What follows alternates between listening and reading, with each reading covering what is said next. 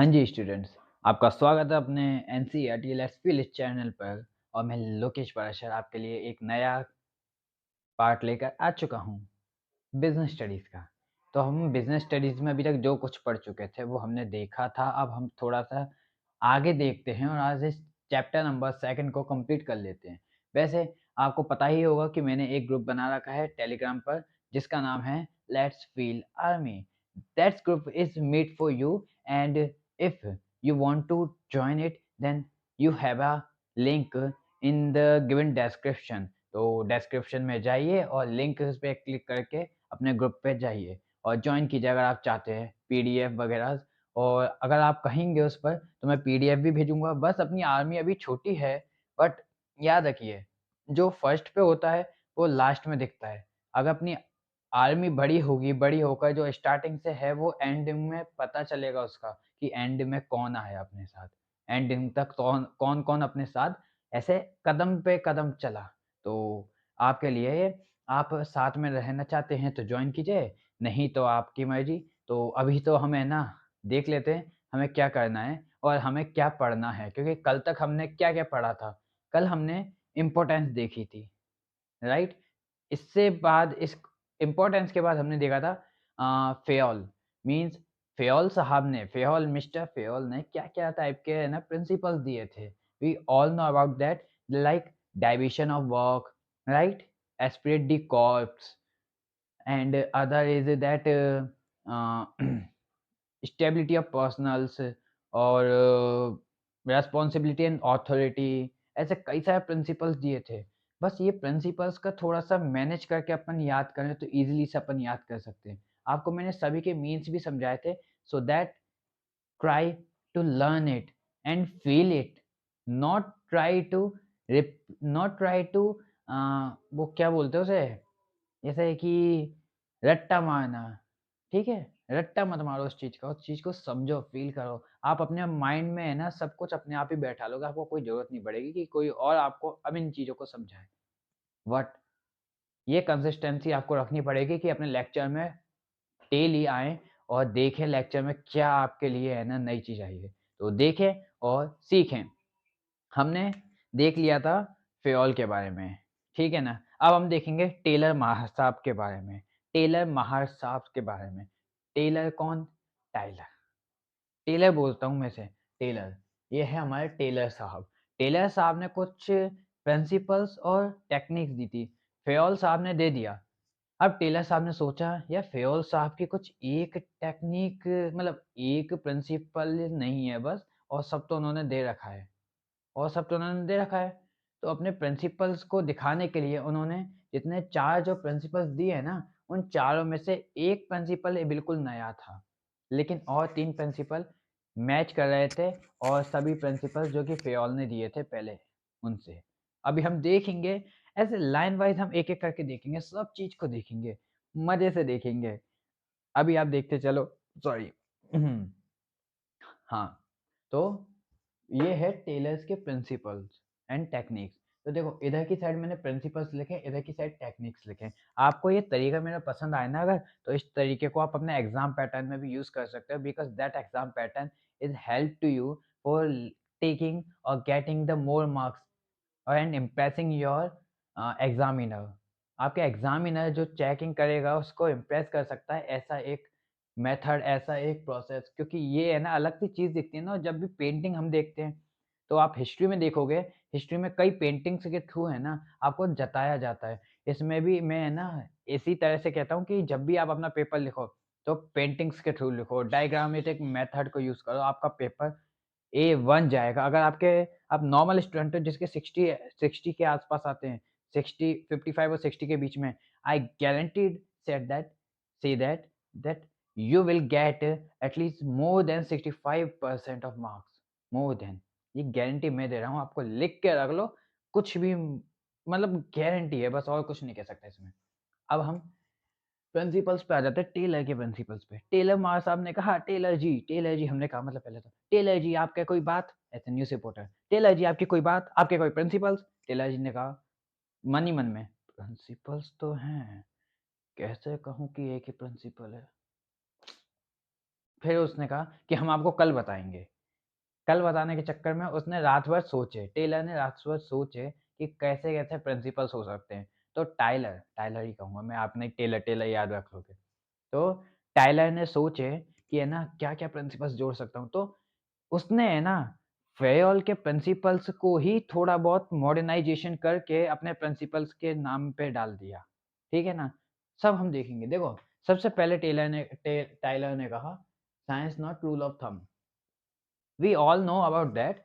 Fayol ने हमसे कहा था कि एक ब्लूप्रिंट बनाओ। मीन्स एक प्रैक्टिकल करने से पहले या फिर एक बड़े प्रोजेक्ट को अपनाने से पहले उसकी एक कॉपी बनाओ। उसे छोटे लेवल पे करके देखो, क्योंकि आप छोटे लेवल पे करोगे तो आपकी कॉस्ट कम लगेगी। लेवल 1 कह रहा है, एक प्रोडक्ट जो आपने बनाया, ठीक है? ये मान के चलो आपने एक शानदार वाला कप बनाया। ठीक है? कप बनाया, तो उस कप में है ना आप हज़ारों कप मत बनाओ एक साथ में, या फिर आपने एक गाड़ी बनाई जो हमने कल भी नाम लिया था कि आपने एक गाड़ी बनाई और ऐसे-ऐसे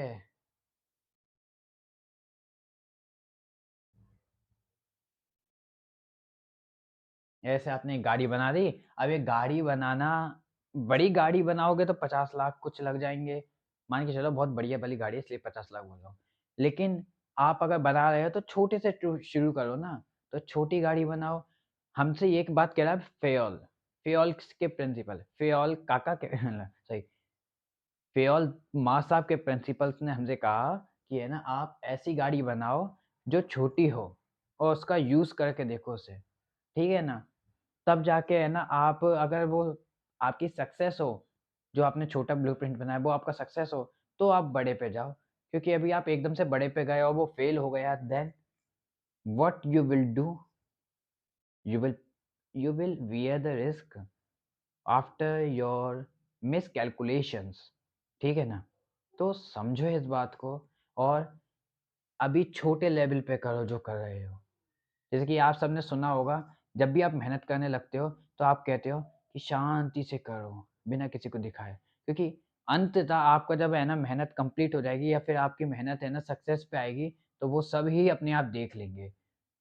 क्योंकि आप रिस्क ये है कि अगर आप मेहनत जो कर रहे हो, उस चीज़ में सफल ना हो सके, तो लोग मज़ाक भी उड़ा सकते हैं, ये रिस्क है। लेकिन अगर सक्सेस हो गई, तो लो दुनिया को वैसे ही पता चल जाएगा, तो भाई रिस्क क्यों उठाओ? रिस्क उठाना नहीं है, ये हमसे कहते हैं टेलर साहब, ठीक है? टाइलर साहब। फेयोल साहब ने कहा रिस्क उठाओ लेकिन एक छोटे पैमाने पे, एक छोटा-सा यूज़ करो रिस्क का। इतना ज़्यादा रिस्क मत उठाओ कि आपने भर-भर के रिस्क उठा लिया, लाखों रुपए बिगाड़ लिए और फिर उसके बाद कुछ मिला नहीं। थोड़ा-सा रिस्क लो, छोटा-सा। फेयोल साहब कहते हैं। टेलर साहब कह रहे हैं, नहीं, ये ज़माना है दीवाना, किस चीज़ का? प्रॉफ़िट का। देन इस ज़माने को दीवाना रहने दो प्रॉफ़िट के और प्रॉफ़िट को रहने दो हमारी जवानी की, क्या बोलते हैं? मतलब प्रॉफ़िट को रहने दो हमारी, ऐसे कह रहा है। टाइलर साहब ने कहा science not rule of thumb. ये जो फर्स्ट प्रिंसिपल टाइलर साहब ने दिया है ना, ये कह रहे हैं कि जो साइंस है ना, और एक ऐसा रूल नहीं है कि आपने ये थंब पे लगाया प्रिंट और ऐसे छाप दिया। दिखा नहीं क्या? देखो, ऐसे करके ये छाप दिया, दिखा अब तो? ये कोई ऐसा रूल ऑफ थंब नहीं है, ये है एक प्रैक्टिकल नॉलेज। अगर आप लोगों ने कोई भी गलती की, तो आप जो प्रैक्टिकल कर रहे हो ना, उस प्रैक्टिकल में आपकी 2 चीज़ें बिगड़ेंगी। First effectiveness, second efficient. Means time और रिसोर्सेज़, ठीक है ना? और ये एक तरह से आपकी सीधी-सीधी प्रॉफ़िट को कट करेगा। आपने 1 लाख कमाए, 20,000 उस चीज़ पे एक्सपेरिमेंट पहले किया आपने, तो आपका कितने कितने प्रॉफ़िट रहा? 80,000। टेलर साहब ने कहा, "भाई, कुछ भी करो, उसका प्रैक्टिकल नहीं, उसकी एग्ज़ैम्पशन करो। सोचो, एज़्यूम करो, इमेजिन करो कि है ना, अगर हमने ये चीज़ ऐसे करी।" वैसे देखो टाइलर का मेथड है सही, लेकिन रिस्की ज़्यादा है, क्योंकि आपने सोचा, अगर आप बहुत ही शानदार स्टूडेंट, मतलब शानदार तरीके है ना, एक प्रोडक्शन मैनेजर या कुछ हो, तो आप सोचोगे और है ना, वो आप हज़ारों लोगों में देखकर उस चीज़ को अपनाओगे और वो सक्सेस होगा गारंटी है। लेकिन अगर आप नॉर्मल कोई इंसान हो और आपने फेयोल टाइलर का ये यूज़ किए मेथड, तो आपको कुछ नहीं मिलेगा भाई।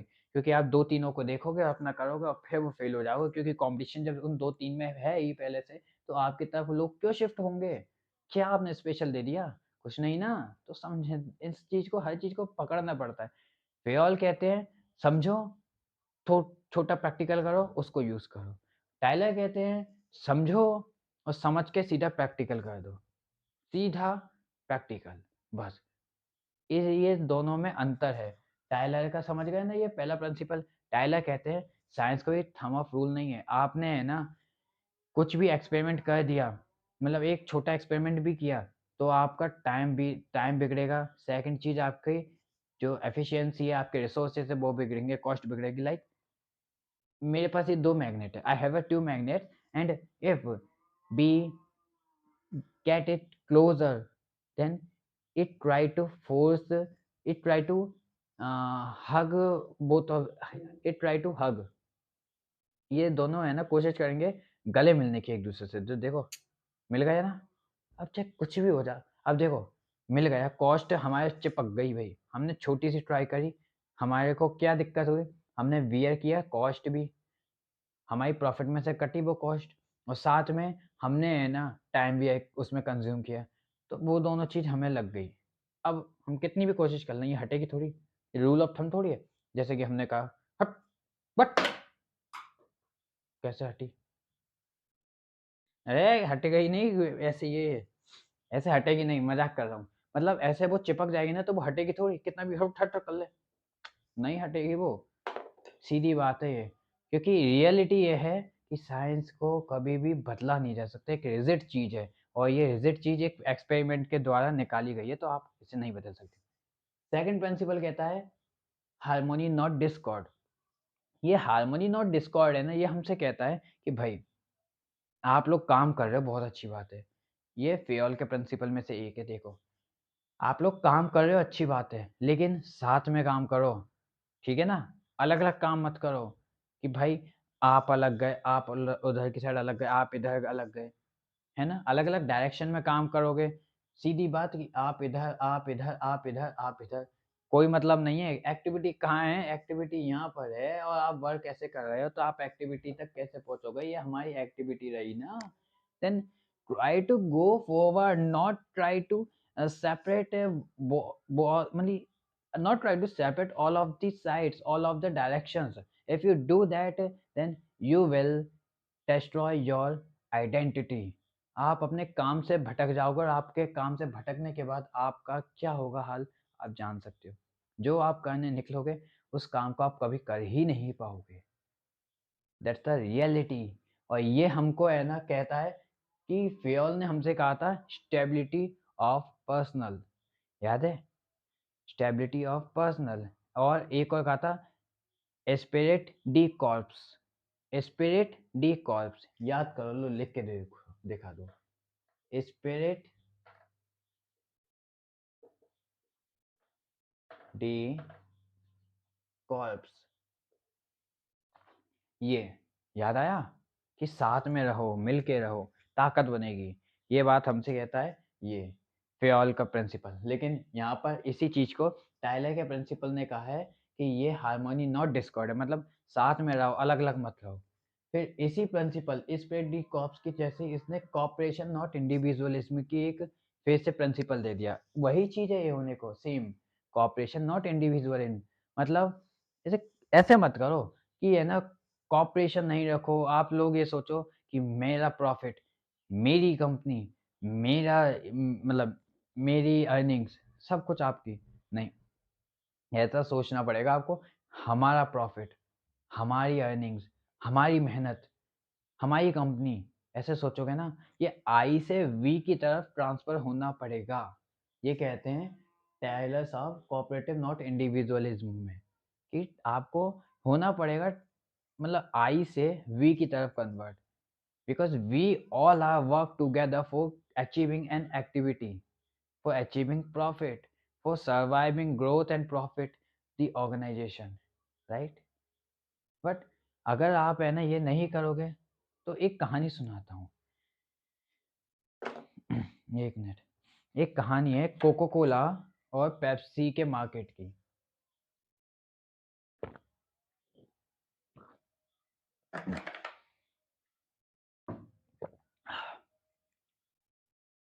कोको कोला एक बार अपना मार्केट जमा चुका था शुरुआत में। पहले कोको कोला ही तो आई थी। कोको कोला अपना मार्केट जमा चुका। अब इसके बाद कोको कोला ने अपना मार्केट जमा लिया था और उसके बाद अचानक से पेप्सी आ गई। पेप्सी आ गई। पेप्सी ने कहा कि भाई मार्केट तो हम भी लेंगे। पेप्सी ने ब्लैक दोनों ब्लैक हैं। आपने कभी ज़्यादा अंतर महसूस किया है दोनों में? थोड़ा बहुत ही होगा। तो इसलिए जो कोको कोला के मतलब कुछ कस्टमर्स थे, वो पेप्सी की तरफ ऐसे ट्रांसफ़र हो गए और कोको कोला के जो कस्टमर्स थे वो खिंच गए, दूर हो गए ना? इस वक़्त में सब लोग कोको कोला की कंपनी के जितने भी एम्प्लॉइज़ थे, जितने भी मैनेजर्स थे या टॉप लेवल मैनेजर्स थे, सब ये कह रहे थे, "यार क्या करें? ये पेप्सी ने तो हमारा मार्केट छीन लिया, इस पेप्सी को कैसे है ना हटाएँ, पेप्सी को कैसे डोमिनेट करें?" तो इस चीज़ के मारे है ना सब परेशान थे, उनकी क्वालिटी घटने लग गई। इस वक़्त में एक बढ़िया वाला एक मैनेजर आया, इतना शानदार मैनेजर आया ना, जिसकी बिल्कुल मेरी तरह सोच है, बिल्कुल मेरी तरह। उन्होंने कहा, "उस तरह से क्यों सोचते हो? पेप्सी ने उसने सीधा सा एक सवाल पूछा, "एक बात बताओ कि मार्केट के अंदर ये कोल्ड ड्रिंक्स की कैसी मतलब क्या रेट चल रही है? परसेंटेज के हिसाब से बताओ, कितने लोग हैं ना, कितनी परसेंट लोग मार्केट को कवर करते हैं जो पेप्सी को पी रखे पेप्सी या कोल्ड ड्रिंक को पीते मतलब कोल्ड ड्रिंक को पीते हैं, कितने लोग हैं?" उन्होंने कहा 14%। तब उस सीईओ ने कहा कि भाई जब 14% लोग ये पेप्सी और कोक को पी रहे हैं, सॉफ्ट ड्रिंक को, तो क्यों आप है ना इस 86 की साइड क्यों नहीं बजा रहे हैं? मतलब 14% तो हमारे हैं, पेप्सी के भी, कोक के भी। पेप्सी से कोलैबोरेशन करो, पेप्सी से बातचीत करो, पेप्सी को अपने अंदर ही बुलाओ। पेप्सी से कहो, तेरा फ़ायदा, मेरा फ़ायदा और दोनों मिलके जो 86% ये जूस पानी मतलब जूस, पानी या फिर सोडा ऐसी चीज़ों को पीते हैं, इनको रिमूव कराओ। और इनसे दोनों का फ़ायदा होगा और दोनों की कंपनी अच्छे से चलेगी। ये एक है ना एम अचीवर वाले का थिंकिंग है। वो है ना कभी भी ये नहीं सोचता कि मुझे किससे मुकाबला करना है। वो ये सोचता है कि हम बेटर कैसे बन सकते हैं, समझे? हम बेटर कैसे बन सकते हैं और वो रिस्क लेने के लिए हमेशा तैयार रहता है। ऐसे ही कोक के सीईओ ने कहा और ये बात बिल्कुल सच निकली। इसी तरह से है ना कोक के सीईओ की बात मानकर उन्होंने एटलीस्ट 50% से ज़्यादा मार्केट कवर अप कर लिया। 14% मार्केट कवर था। 14 14 नहीं 14% ये वाला।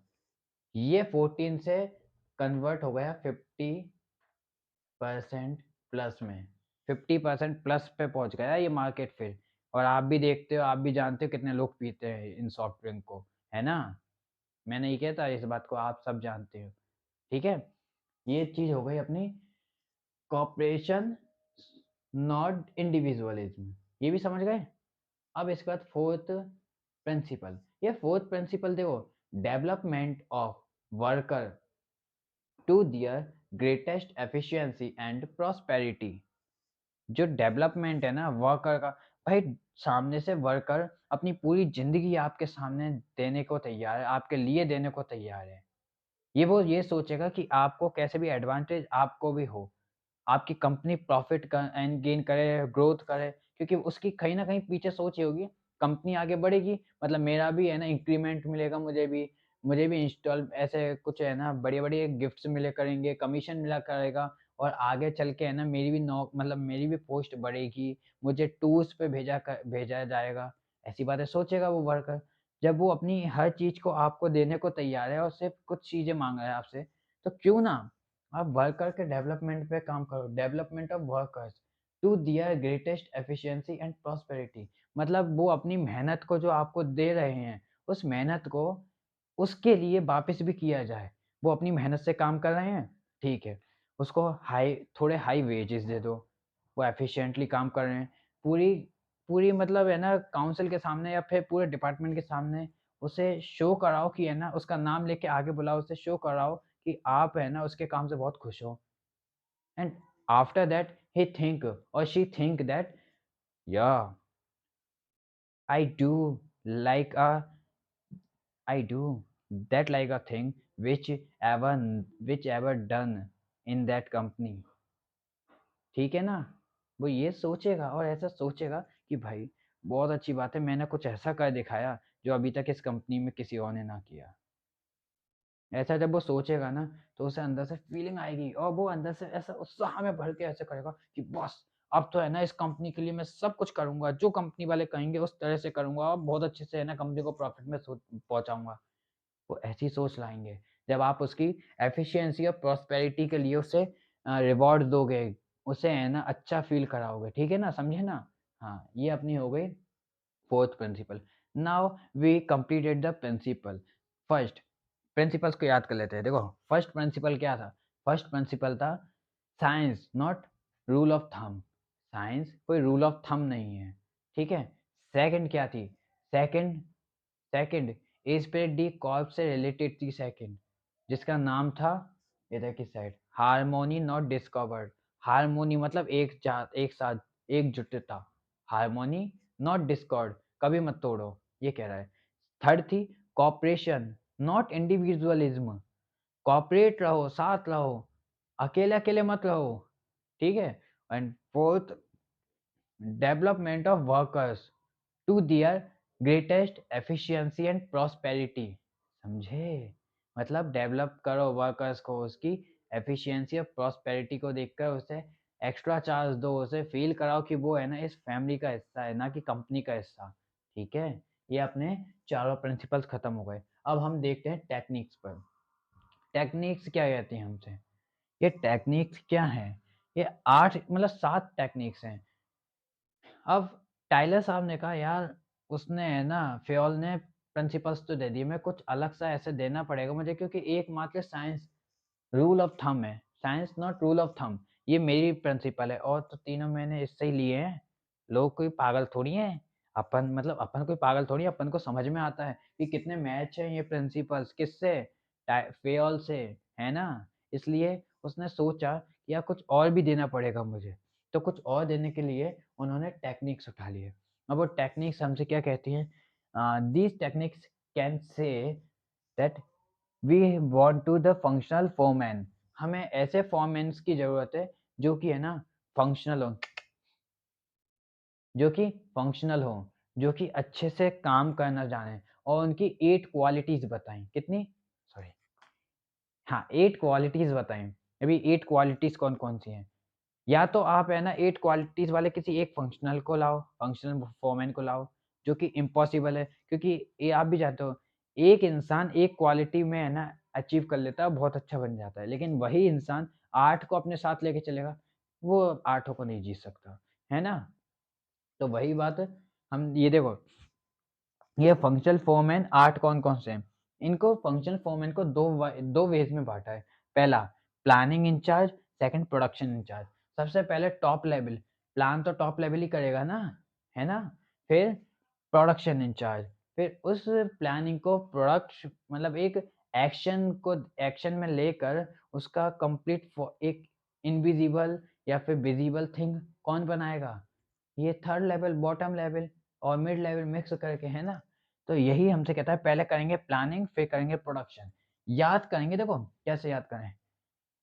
ध्यान से देखो, ये क्या कह रहा है? Planning incharge said about that instruction card clerk. सबसे पहले एक ऐसे आदमी को बनाओ जो कि इंस्ट्रक्शन दे सके, जो कि जिसको पता हो कि है ना काम को ऐसे इंस्ट्रक्शन दे सके कि काम को भाई ऐसे करके देखो ना यार, एक नॉर्मल वे, एक ऐसे करके देखो ना, इंस्ट्रक्शन दे रहा है वो, कि ऐसे नहीं इसे ऐसे करो, इस तरह से नहीं इस तरह से करो।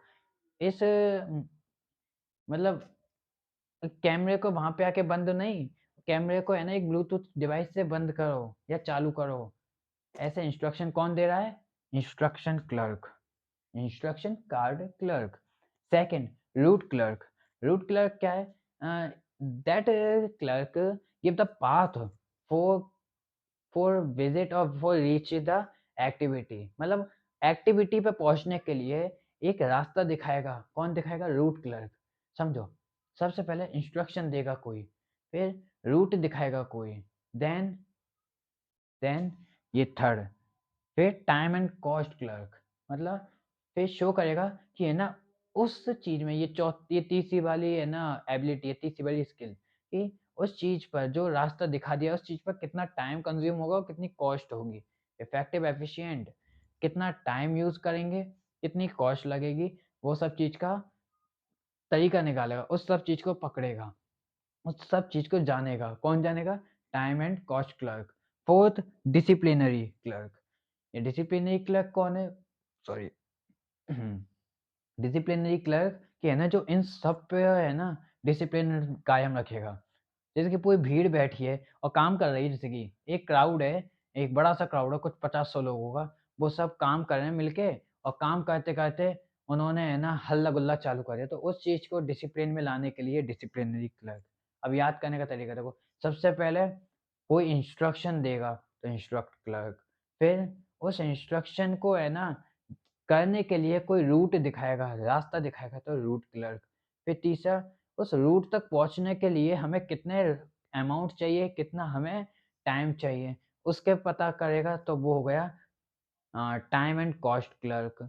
और चौथा कि अब ये हम कर रहे हैं लेकिन अगर बीच में कोई दिक्कत हो गई, हड़बड़ी हो गई किसी से तो है ना डिसिप्लिन कौन कराएगा? Disciplinary clerk. हुआ याद? ऐसे। अब प्रोडक्शन की बात करते हैं, प्रोडक्शन इंचार्ज कौन होंगे? ये बॉस है भाई, पूरी कंपनी के बॉस हैं ये। ये लोग कहते हैं हम बॉस और तुम डॉस। तो देखो, स्पीड बॉस, सबसे पहले ये स्पीड बॉस भी इनको भी याद करेंगे अपन तरीके से। देखो, स्पीड बॉस ये कहेगा कि है ना स्पीड में काम करना सीखो। काम पक्का कर लिया, डिसिप्लिन हो गया, टाइम और कॉस्ट का पता चल गया, रूट निकल गया, इंस्ट्रक्शन मिल गए। अब इसके बाद स्पीड बॉस कहेंगे हमसे कि भाई जो सोचा है ना उसको जल्दी-जल्दी करने की कोशिश करो, अच्छे से जल्दी-जल्दी करने की कोशिश करो। Speed boss. Second, gang boss. Gang boss हमसे कहेंगे कि स्पीड में कर रहे हो, लेकिन याद रखना सामने मैं खड़ा हूँ, डंडा मारूँगा ज़्यादा स्पीड पकड़ी तो। क्योंकि ज़्यादा हड़बड़ी में हमेशा एक्सीडेंट होता है, समझे ना? तो गैंग बॉस, पूरी की पूरी जैसे पलटन है, एक बाइक गैंग चैनल से हैं, ठीक है? तो 5-5 हैं ये, 5 लोग हैं, ठीक है? अब वो कहते हैं स्पीड में भागेंगे, उनका गैंग का कोई लीडर होगा, वो कह देगा स्पीड में, लेकिन याद रख गैंग बॉस हूँ मैं, ज़्यादा स्पीड मत बढ़ा लियो क्योंकि आगे ट्रैफिक है, एक्सीडेंट हो सकता है किसी का भी, तो स्पीड नहीं बढ़ानी, गैंग बॉस। थर्ड हम देखते हैं रिपेयर बॉस। अगर बाई चांस स्पीड में भगा रहे हैं, स्पीड में भगाते-भगाते बाइक को सामने कि भाई एकदम से कोई आ गया जानवर और उसने ब्रेक लगाए और उसकी बाइक स्लिप कर गई। अब भाई हाथ-पैर तो टूटेंगे, उससे कैसे बचा जाए, है ना? साथ में बाइक भी फूटेगी, दोनों चीज़ का नुकसान। तो उसको रिपेयर करने के लिए हमने देखा रिपेयर बॉस को, देख लिया। अब आगे आया इंस्पेक्टर कि अगर भाई तूने गलती करी, हाथ-पैर टूटे-टूटे, तूने बाइक भी तोड़ी। आज के वक़्त में हाथ-पैरों के ज़्यादा मायने नहीं है, बाइक के मायने रखती है ना? देखा है ना कई बार? तो तूने भाई बाइक कैसे तोड़ दी? चल थाने, मैं इंस्पेक्टर हूँ, चल, हो गई बात, खत्म। ये 8 तरीके ऐसे याद करने हैं। अब देखो, फिर से अब एक बार इसको याद कर लें, ये जो प्रोडक्शन इंचार्ज हैं इनको। सबसे पहले स्पीड बॉस, काम को जल्दी-जल्दी से करना है फास्टली। सेकंड, गैंग बॉस, काम को फास्ट करो लेकिन देख के करो, मैं तुम्हारे पीछे हूँ, ज़्यादा आगे स्पीड पकड़ी ना तो आगे एक्सीडेंट हो जाएगा इसलिए रैपट मार दूँगा, आगे नहीं जाना है ज़्यादा तेज़। तीसरा तीसरा है रिपेयर बॉस, भाई एक्सीडेंट तो हो गया, अब रिपेयर कौन करेगा बाइक को? तो रिपेयर बॉस। चौथा, इंस्पेक्टर कि भाई तूने है ना गाड़ी फोड़ डाली, अब मैं तेरे को फोड़ूँगा चल, तू टूट गया कोई बात नहीं तेरे को और तोड़ूँगा चल, समझे? ये सब चीज़ अपन ने इसमें देखी। अब देख लो, प्लानिंग इंचार्ज और प्रोडक्शन इंचार्ज को फिर से याद कर लो। प्लानिंग इंचार्ज, सबसे पहले planning incharge instruction card clerk, जो इंस्ट्रक्शन देगा। Second sorry second, route clerk, जो हमें रूट दिखाएगा। Third third time and cost clerk, जो हमें टाइम और कॉस्ट के बारे में बताएगा। फोर्थ फोर्थ क्या है? क्या यार? फोर्थ सोचो, फोर्थ है हमारा टाइम एंड कॉस्ट क्लर्क के बाद पीछे नहीं देखना। टाइम एंड कॉस्ट क्लर्क के बाद वो क्या बोल रहे थे अपन? एक मिनट, डिसिप्लिनरी, मतलब सॉरी यार, कभी-कभी हो जाता है अपने साथ में। तो टाइम एंड कॉस्ट क्लर्क के बाद डिसिप्लिनरी क्लर्क कि भाई सब कुछ कर रहे हैं, अब डिसिप्लिन रखने वाला भी कोई हमें चाहिए। हर चीज़ को फ़ील करते हुए याद रखो।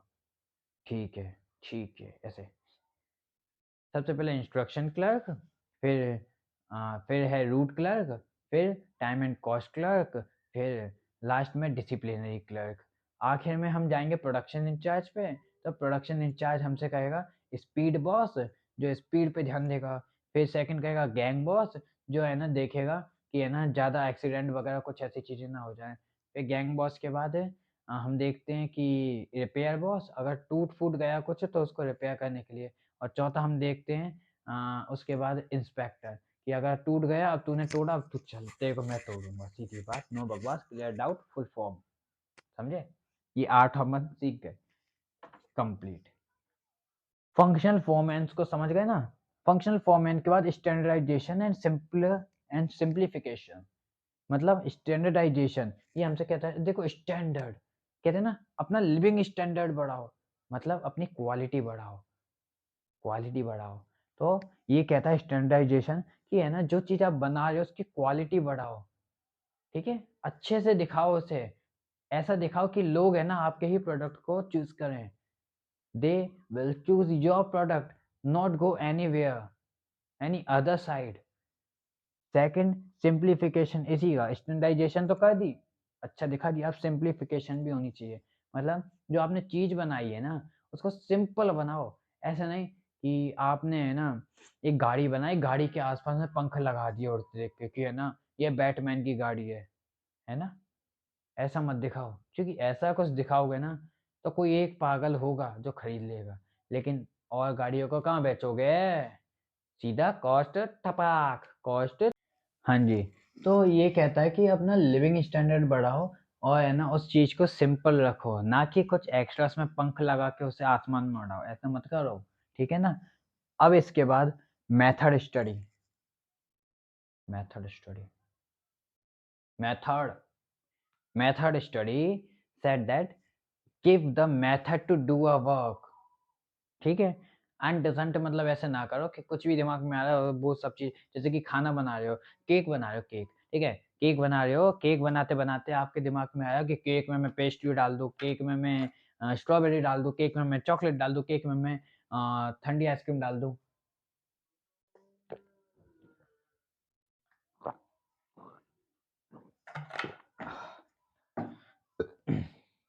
केक में मैं ठंडी आइसक्रीम डाल दूँ, ये सब चीज़ आएगी, लेकिन ऐसा कुछ कर दोगे, तो वो केक कम कीचड़ ज़्यादा लगेगा। देखा है ना कीचड़ में 100 चीज़ें मिल जाएँगी, बस। तो इसलिए हर चीज़ को एक मेथड से बनाओ और मेथड से बनाकर उस चीज़ को दिखाओ, क्योंकि एक मेथड से बनाओगे ना तो वो चीज़ अच्छी बनेगी, ठीक है? समझ गए मेथड स्टडी को भी? अब इसके बाद मोशन स्टडी। देखो मोशन स्टडी कह रहा है हमसे कि मोशन कितने तरह के होते हैं, 3 तरह के मोशन होते हैं। पहला प्रोडक्टिव, हमें आगे बढ़ना है तो आगे बढ़ो, ठीक है? हमें आगे नहीं बढ़ना है तो एक जगह खड़े रहो। फिर हमें आगे बढ़ना है लेकिन गलती से पीछे बढ़ गए तो पीछे भी हो गया। ये पता है क्या-क्या है? इसका मतलब ये है कि ये प्रोडक्टिव, अनप्रोडक्टिव और इंसिडेंटल होता है मोशन स्टडी। मोशन स्टडी हमसे कहता है कि अपने काम को प्रोडक्टिव वे में करो, अच्छे तरह से करो, ठीक है? तो आपको फ़ायदा होगा। अगर आपने वो अनप्रोडक्टिव वे में किया तो तो आपको कोई फ़ायदा नहीं होगा, उल्टा लॉस होगा। और इंसिडेंटली मतलब अचानक से कुछ कैसा भी हो गया लेकिन है ना, कुछ अच्छा हो गया, तो वो प्रोडक्टिव वे में आ गया। समझे? ये 3 तरह से हम काम को कैसे करते हैं? या तो बिना सोचे किया तो क्या पता अच्छा हो जाए, क्या पता बुरा हो जाए, इंसिडेंटल। और अच्छा अगर प्लानिंग से करा तो अच्छा होगा, प्रोडक्टिव। और प्लानिंग से नहीं किया तो बुरा होगा, अनप्रोडक्टिव। ईज़ी है? टेक्निक्स तो बहुत ईज़ी हैं इसकी। मोशन स्टडी हो गया। अब है time study. Time study means fixed a time to do a work. If you think your your personal do a work in 100 days, but the work effectively is said that only 10 days is sufficient for doing a work. सिर्फ़ एक काम को जो 100 लोग हैं ना, आपके 100 personal 100 मतलब कुछ पर्सनल 100 दिन में कर रहे हैं, लेकिन है ना टाइम आपसे कहता है कि उस काम को आप 10 दिन में कर सकते हो। तो आप 90 दिन 90 डेज़ वेस्ट कर रहे हो। और एक वेस्ट के ऊपर एक कहानी मतलब एक है ना थॉट है, and I had listen it. और ये मेरे को बहुत ज़्यादा प्यारा है। इस थॉट का कहा जाता है इसको ऐसे, if time is waste you should ever, समझ लेना आप ही, रिपीट करके चाहे फिर से देख लेना। If time is waste you should ever, the time is gone, gone forever. समझ गए ना? टाइम को वेस्ट करा अगर तुमने, तो टाइम चला जाएगा हमेशा के लिए, वापस कभी लौट के नहीं आएगा आपके पास। ये वही कहता है टाइम स्टडी। ठीक है? फैटिग स्टडी, फैटिग स्टडी हमें दिखाती है कि भाई आप है ना काम कर रहे हो, एक मेंटली वर्क होता है, एक फिजिकली वर्क होता है। मेंटली वर्क करने वाले को और फिजिकली वर्क करने वाले को थोड़ा-सा रेस्ट चाहिए। आप उसे 24 घंटे काम नहीं करा सकते। अगर आपने उसको 9 घंटे काम के लिए रखा है, तो उस 9 घंटे में से at least half an hour you will your responsibility to give the break time. ठीक है ना? ब्रेक टाइम देना पड़ेगा हाफ एन आवर, क्योंकि वो इंसान है, मशीन नहीं है। उसको समय चाहिए अपना, काम करते-करते बीच में एक छोटा-सा समय चाहिए होता है जिससे वो ब्रेक ले सके, ठीक है? अगर कोई फिज़िकली वर्क कर रहा है तो उसको एटलीस्ट 2 से 3 ब्रेक दो, क्योंकि वो फिज़िकली है ना वर्क कर रहा है, उसको दिक्कत ज़्यादा होगी, तो 2 से 3 उसको भी ब्रेक दो, जिससे कि उसे फैटिग फ़ील ना हो, और फैटिग फ़ील होगा तो है ना फिर आपके ही जिम्मे में आएगी, उसका कुछ हो गया तो, समझे ना? इसलिए बच के रहो, सतर्क रहो, स्वस्थ रहो, फैटिग स्टडी समझ जाओ। अगला आता है differential piece wage rate system. आपको कंपनी बढ़ानी है, वर्कर्स को दिखाना है, कुछ वर्कर्स हैं ऐसे घटिया वर्कर्स हैं, जिनको निकाल नहीं सकते, मतलब कि आपके परिवार वाले ही हैं, कुछ ही मानो। आपकी खुद की कंपनी है, आ गए भाई साहब आपके मामा के बेटे, आ गए उधर से बुआ के बेटे, कोई ना कोई आ गया, भैया या दीदी हमें भी काम पे रख लो। कह दिया आप आपसे, भाई मना कर सकते नहीं, रख लिया। अब उसके बाद उनको उनको सबक कैसे दिलाएँ उनको, कि भाई जो जितना काम करेगा उसको वही रेट मिलेगी। ये पूरी एक कंपनी में अनाउंस कर दो। जो जितना काम करेगा उसको वही रेट हम देंगे। इससे क्या होगा, 2 फ़ायदे, पहले लोग मोटिवेट होंगे, पर्सनल आपके मोटिवेट होंगे काम करने के लिए, और दूसरा जो काम नहीं कर रहा, मतलब कि आपके भाई-बंधु वगैरह, वो लोग है ना समझ जाएँ, उन वो लोग अगर आपसे कहेंगे तो कह देना, भाई अरे इनको पता चल जाएगा तो पिटवाएगा तू मेरे को, मेरी कंपनी चलवाएगा कि धरवाएगा, और कोई कह भी नहीं सकता इसमें आपसे। इसमें तो बढ़िया है, आपको कहने की भी ज़रूरत नहीं कि काम कर अपना, क्योंकि उससे अगर पैसे ज़्यादा चाहिए तो वो काम करेगा झक मार के। लेकिन अगर उसे नहीं चाहिए तो धीरे-धीरे वो अपना रंग दिखाएगा और उसको बाहर अपन निकाल ही देंगे, जब है ना उसकी ज़्यादा शिकायतें आएँगी। बस, खत्म हो गया। ये आखिरी पॉइंट भी एंड हो गया, और इसी तरह हमारा पूरा का पूरा खत्म हो चुका है। कौन-सा पार्ट?